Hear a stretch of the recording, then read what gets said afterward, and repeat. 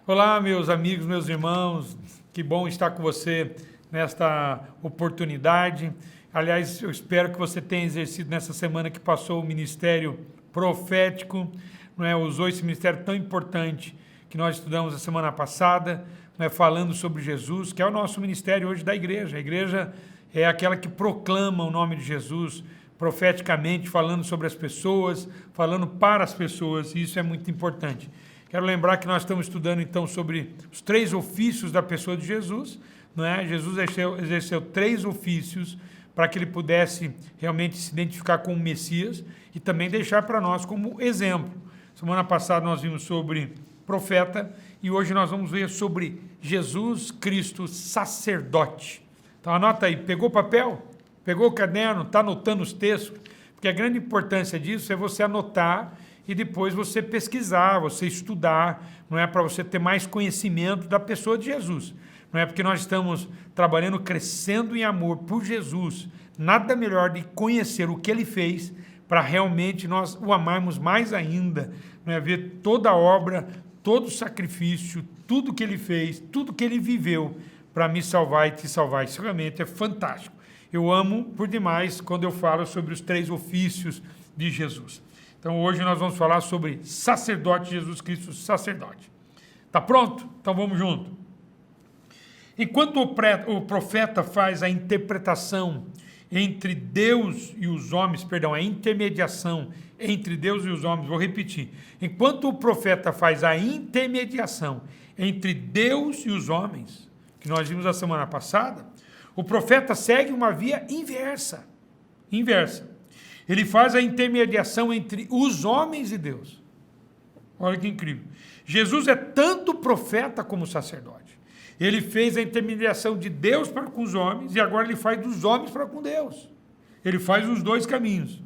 O sacerdote era alguém escolhido para atuar em favor de outra pessoa como sacerdote. O sacerdote era alguém escolhido para atuar em favor de outra pessoa, outras pessoas, nas coisas pertinentes a Deus. Competia ao sacerdote apresentar-se a Deus, portanto, sempre algum sacrifício trazido pela pessoa que ele representava. Entendeu? Então ele tinha um sacrifício, ele levava um sacrifício da pessoa que ele representava. Ele fazia essa intermediação entre o homem e Deus. A necessidade do sacerdote decorria do fato de que ninguém podia apresentar-se ao Deus Santo, porque o pecado não apenas separava, mas também distanciava o homem de Deus, de tal ponto que ele nem sequer podia ouvi-lo, né? Lá em Isaías 59 diz assim: mas as vossas iniquidades fazem divisão entre vós e o vosso Deus, e os vossos pecados encobrem o seu rosto de vós, para que não o ouça. Ou seja, o ser humano sem Jesus não tem como ter contato com Deus.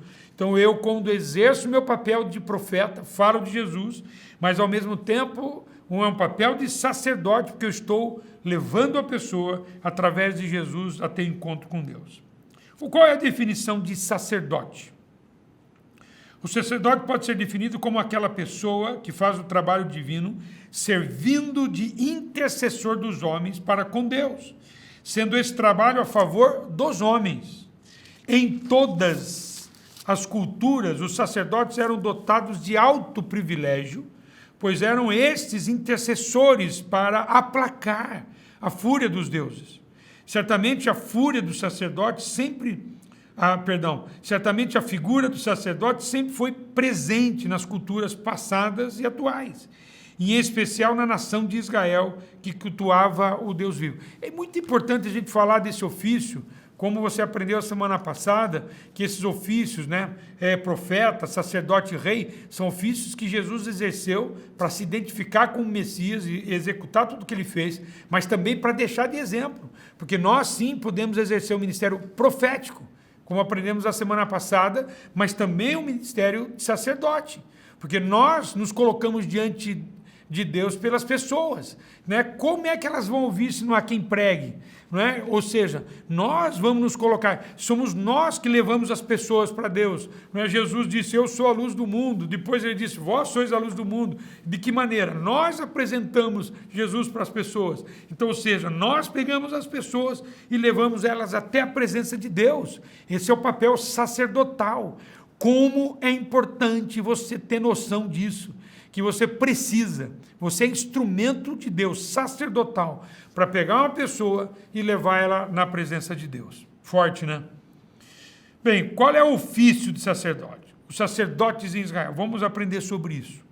No período dos patriarcas, a cabeça de cada família, o cabeça de cada família, fazia a função de sacerdote, oferecendo holocaustos e intercedendo perante Deus. Com a lei, Deus escolheu a tribo de Levi para o trabalho sacerdotal.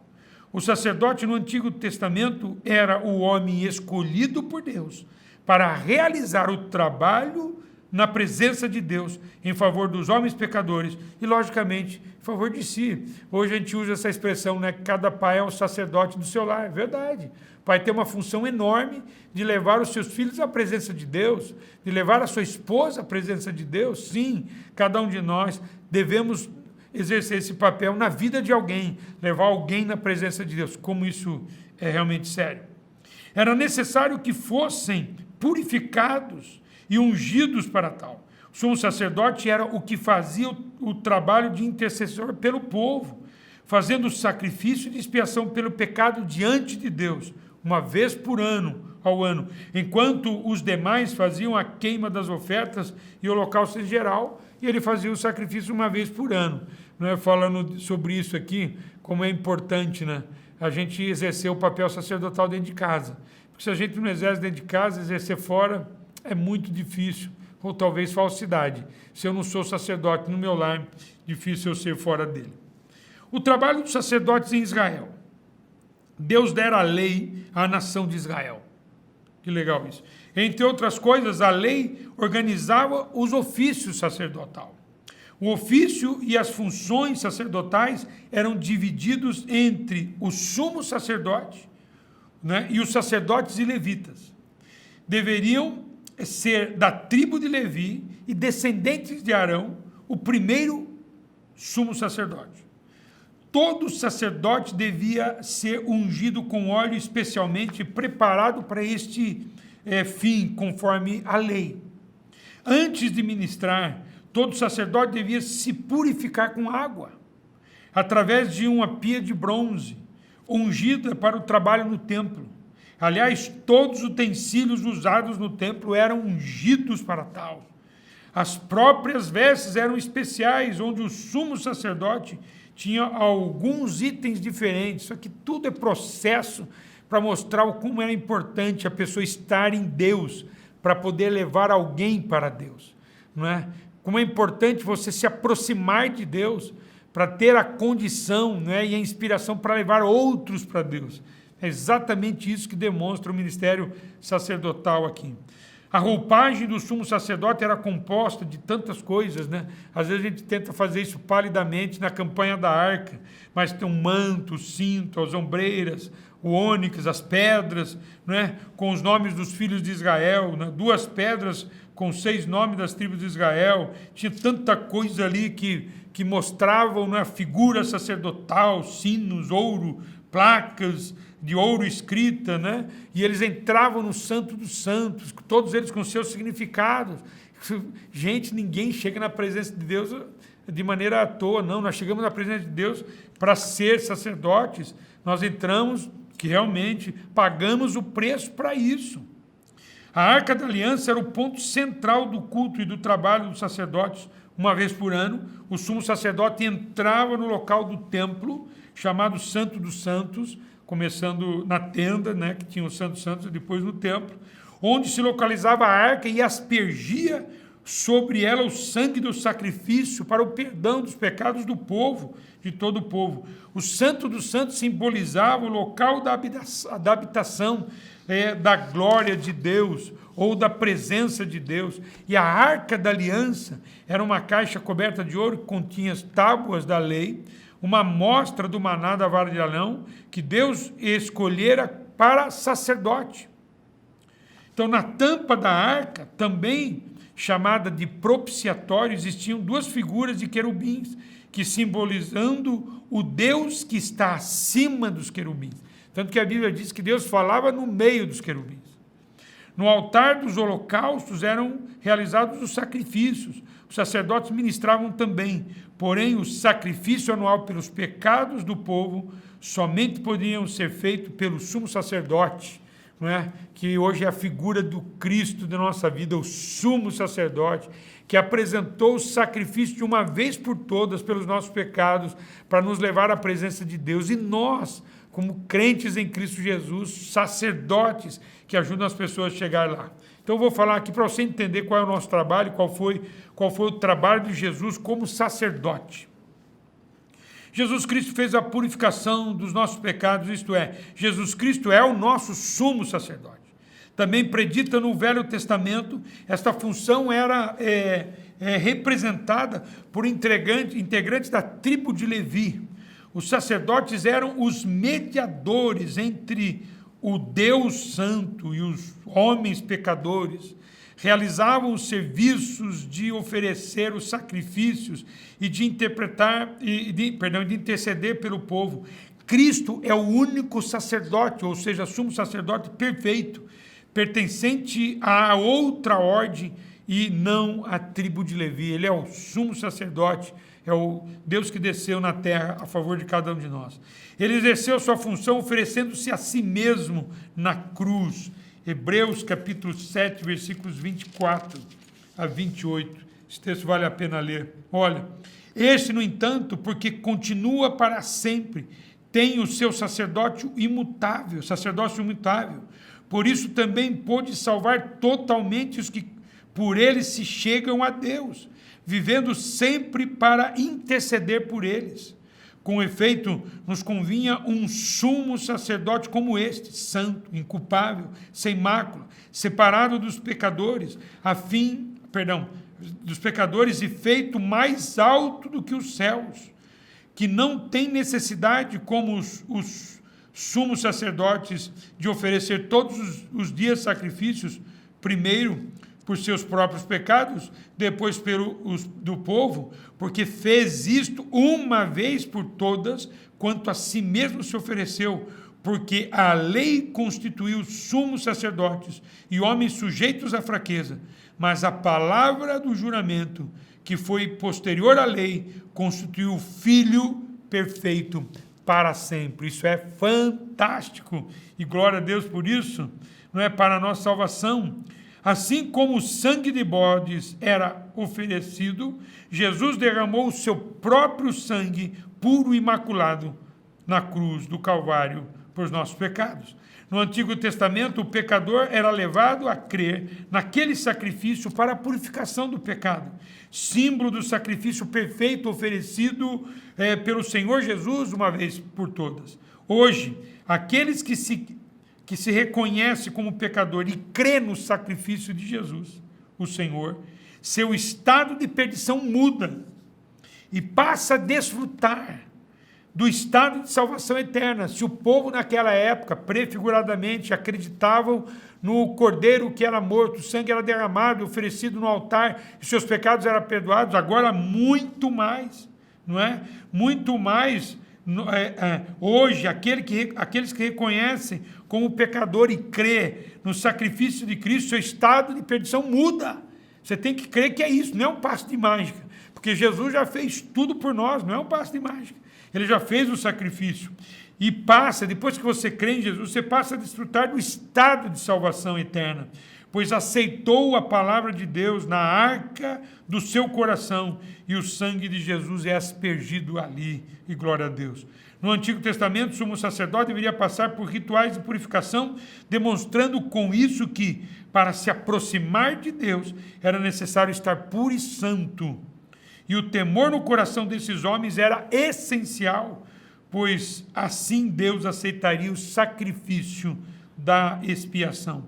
No Novo Testamento, Cristo também cumpriu todos esses requisitos, se tornando ele o sumo sacerdote, ele não tinha pecado, ele passou por isso. Então ele tem autoridade de nos apresentar a Deus. Nós, hoje como igreja, nós apresentamos as pessoas a Cristo. E ele apresenta as pessoas a Deus. Nós apresentamos a Jesus. A nossa mensagem é de salvação através de Jesus Cristo. Nós nos tornamos sacerdotes nessa terra quando nós apresentamos Jesus para as pessoas. E Jesus apresenta elas a Deus Pai. Quem escreve o nome no livro da vida das pessoas não sou eu, não é você. Quem escreve o nome no livro das pessoas é Jesus que apresenta as pessoas ao Pai. Jesus era o único homem em condições de se apresentar diante de Deus como intercessor desta humanidade. Por isso a necessidade do verbo tomar a forma de homem para realizar esta intercessão. Era necessário. E também era necessário que Jesus fosse Deus, pois era a única maneira de dar a vida a quem cresce, pois morrendo ressuscitaria, demonstrando ser ele o dono da vida e tendo o poder de dar a vida a quantos quisessem. Então, além do mais, Jesus, em seu ofício de sacerdote, ensinou os mistérios divinos ao povo, levando-os para mais próximo de Deus e mais próximo da sua palavra, para que nós pudéssemos ser sacerdotes na terra, para levar pessoas a Jesus, e ele com certeza que é o único que tem condição de levá-los ao Pai. Então, algumas coisas eu tenho aqui, 3 importantes que vou falar com você para terminar. Vou falar com você como Jesus, primeiro, anota aí. Jesus ofereceu um sacrifício perfeito pelo pecado. O sacrifício que Jesus ofereceu pelos nossos pecados não foi de sangue de animais ou de bodes, ou de touros. Hebreus capítulo 10, versículo 4. Porque é impossível que o sangue de touros e de bodes remova pecado. Ele ofereceu o seu próprio sangue, a sua própria vida. Em vez disso, ele ofereceu a si mesmo como sacrifício perfeito. Vai lá, 9:26. Ora, neste caso, seria necessário que ele tivesse sofrido muitas vezes desde a fundação do mundo. Agora, diz o texto, agora, porém, ao se cumprir os tempos, se manifestou uma vez por todas para aniquilar pelo sacrifício de si mesmo o pecado. Ou seja, ele ofereceu um sacrifício perfeito. Mais ainda, esse sacrifício foi definitivo e completo e jamais precisaria ser repetido. Tema frequentemente enfatizado no livro de Hebreus. Anota os textos aí para você. Hebreus 7, 27. Anota 9, 12, 24, 28. Em Hebreus 10, 1 e 2. Não é? Depois 10 e 14 de Hebreus capítulo 10. Jesus agora é o grande sumo sacerdote que penetrou os céus. Hebreus 4, 14.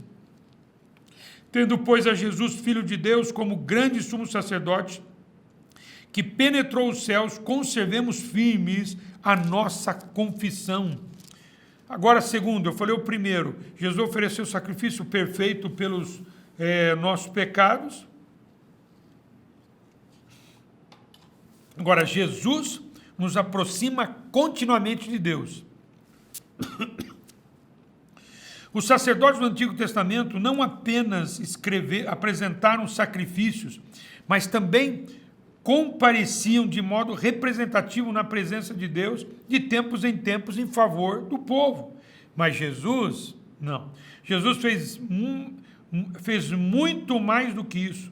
Como nosso perfeito sumo sacerdote, ele continuamente nos conduz à presença de Deus, de forma que não temos mais a necessidade de um templo em Jerusalém, nem de um sacrifício especial que se coloque entre nós e Deus. Hebreus 9, 24. Alguns nós vamos repetir, mas são importantes. Porque Cristo não entrou em santuário feito por mãos, figura do verdadeiro, porém no céu, para comparecer agora por nós diante de Deus, uma vez para sempre. Hebreus 9, 24. Consequentemente, temos uma esperança que segue lá, em Hebreus capítulo 6, versículos 19 a 20. Anota esse texto, Hebreus 6, 19 e 20, que diz assim, ó: o qual temos por âncora da alma segura e firme, e que penetra além do véu, onde Jesus, como precursor, entrou por nós, tendo se tornado sumo sacerdote para sempre, segundo a ordem de Melquisedeque. Quando Jesus ofereceu um sacrifício perfeito pelos pecados, a cortina do véu do templo se rasgou, não é? Do templo fechado, que fechava o Santo dos Santos, rasgou de alto a baixo. Lucas 23, 45, está lá esse texto que você vai ver, e Hebreus 10, eu quero ler Hebreus 10, 19 a 22, que se fantástico, esse texto assim, ó: tendo, pois, irmãos, intrepidez para entrar no Santo dos Santos pelo sangue de Jesus, pelo novo e vivo caminho que ele nos consagrou pelo véu, isto é, pela sua carne, e tendo grande sacerdote sobre a casa de Deus, aproximemo-nos com sincero coração, em plena certeza e fé, tendo o coração purificado de má consciência e lavado o corpo com a água pura. Ou seja, o texto está dizendo assim: Jesus abriu o véu, tenha confiança, vai firme. Pastor, eu pequei, pastor, eu sou isso, aquilo. Jesus abriu o véu para você entrar, para você receber dele o perdão, né? Está aqui o texto, ele ofereceu o sacrifício para você entrar e caminhar. E terceiro, como sacerdote, Jesus ora continuamente por nós. O autor aos Hebreus também diz que Jesus cumpre essa função, 7:25. Hebreus 7, versículo 25 diz: por isso também pode salvar totalmente os que por eles se chegam a Deus, vivendo sempre para interceder por eles. Isso não é fantástico? Jesus sempre intercede por nós. Paulo diz a mesma coisa quando diz que Cristo Jesus é aquele que intercede por nós, em Romanos 8, 34. Pensar que Jesus está orando continuamente em nosso favor deve dar-nos grande ânimo. Grande ânimo. Ele sempre ora por nós de acordo com a vontade do Pai, de modo que podemos saber que seus pedidos serão atendidos. Ele sempre intercede por nós. Isso não é poderoso? Isso é maravilhoso. Jesus intercedendo por nós. Também nos deixa essa missão profética, né? Como profeta, a nossa missão de viver isso, tá? De levar as pessoas a Deus, orar por elas, para que elas se acheguem ao Senhor Jesus e, portanto, se acheguem a Deus. Essa é a nossa missão. Você está orando por aqueles que você quer que conheçam a Jesus? Está orando para os seus filhos, para o seu marido, para a sua esposa, para o seu pai, para a sua mãe, para os seus amigos? Isso é missão profética também. Oram, intercedem, né, pedindo em nome de Jesus para que essas pessoas um dia tenham encontro com a pessoa maravilhosa de Jesus que os leva ao Pai. Concluindo esse estudo, a Bíblia é a bússola da nossa vida espiritual. Nunca esqueçam disso. Através dela pode-se verificar a revelação de Deus para o ser humano pecador. E é ali que você alimenta o seu ministério profético. É a maior expressão desta revelação, como ela mesma descreve, é o Senhor Jesus Cristo. Sem Jesus Cristo, não há razão para existir sem Jesus. A criação perde o sentido, perde a beleza, perde a vida. A pessoa do Senhor Jesus é a chave para entendermos nossa própria existência. E todo aquele que analisar as Escrituras terá a conclusão de que ele, Jesus, é uma figura singular. Não existe nem existirá ninguém como ele. Quanto mais você ler as Escrituras, mais você vai amar o autor dela. Porém, é necessário citar a questão da fé para crer que ele é Deus, que tomou a forma de homem para cumprir o propósito de aproximar o ser humano do Pai.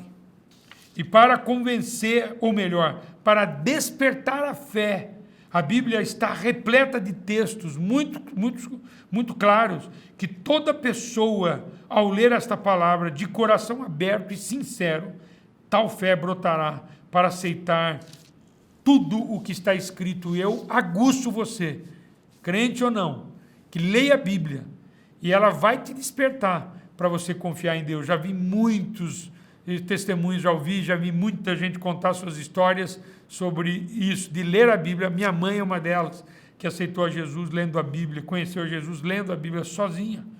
Jesus é profeta, é sacerdote e é rei. Nós já vimos a figura do profeta, vimos a figura sacerdotal hoje.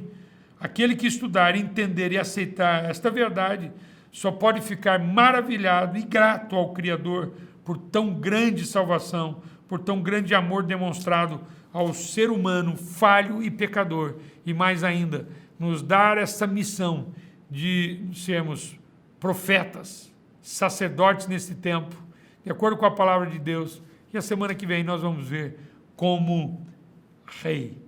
Eu quero aguçar você nessa semana a usar o ministério sacerdotal, né, de realmente levar alguém à presença do Senhor Jesus. Pense em alguém, peça inspiração para Deus e seja usado por Deus para isso. Que Deus te abençoe. Semana abençoada.